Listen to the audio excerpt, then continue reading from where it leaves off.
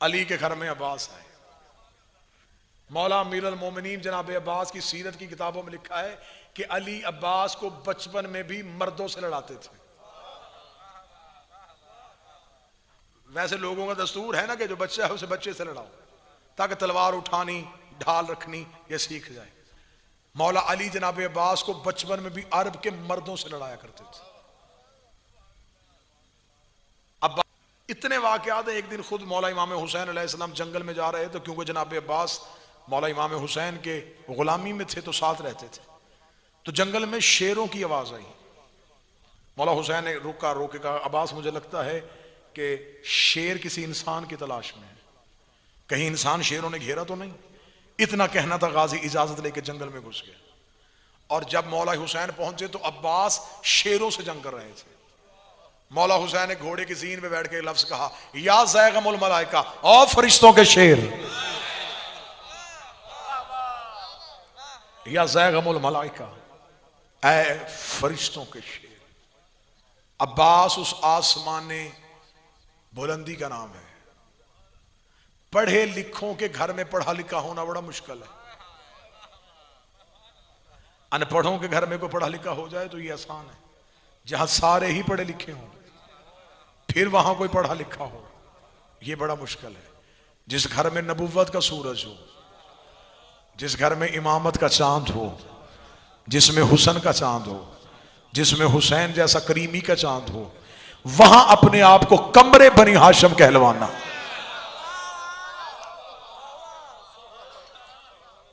ये सिर्फ सखी अब्बास की सी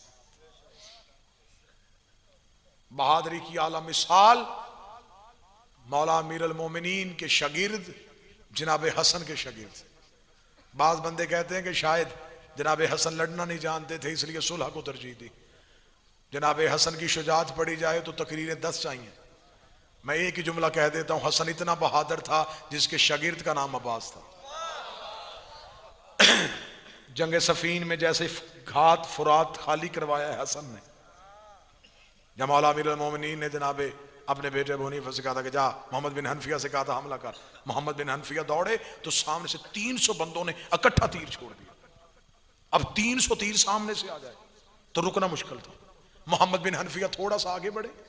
आगे बढ़ के जब तीरों की बुछार देखी तो मोहम्मद बिन हनफिया यूं हटे। हटते हुए मोहम्मद बिन हनफिया को हसन ने देखा। हसन बिजली की तेजी से घोड़े की जीन पे आए। जनाब हसन के चेहरे पे नकाब था। यूं करीब से ऐसे निकले जैसे हवा निकल जाती है, ऐसे निकला तो मोहम्मद बिन हनफिया ने देखा ये हसन चले गए।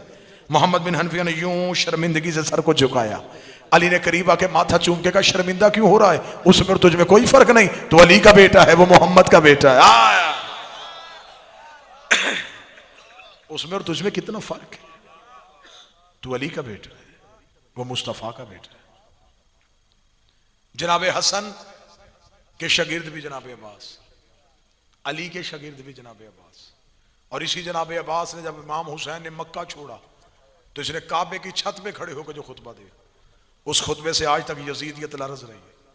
हज़रत अब्बास काबे की छत पे और काबे की छत पे जाके कहा अल्हम्दुलिल्लाहिल्लज़ी शर्रफ़ हाज़ा बैती बेक़दूम अभी, तारीफ उस अल्लाह की जिसने इस घर को उसके बाबे के कदमों की वजह से इज्जत। मन कान बैतल अम से असबह किबलतन, अब्बास ने आंखों में आंखें डाल के कहा यह सिर्फ घर था, इसे किबला हमने किया है। काबे की छत पे अब्बास बोल रहा हो तो कौन सा जिगर है जो बर्दाश्त करे?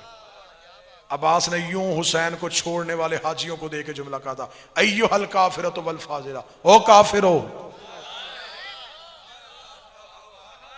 ओ फाजिरो इन लम तुरीदल हुसैन इलल काबा, तुम क्या समझते हो तुमने हुसैन का रास्ता रोका? अगर वो चाहे काबा उड़ के हुसैन के कदमों में आ जाए। जो खुतबे की धार से लड़े उसे अब्बास कहते हैं।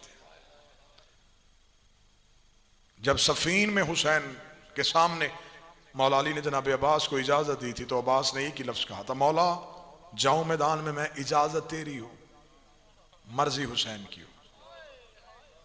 हुसैन ने अपनी मर्जी दी, गाजी लड़ा, अब्बास लड़के वापस आया।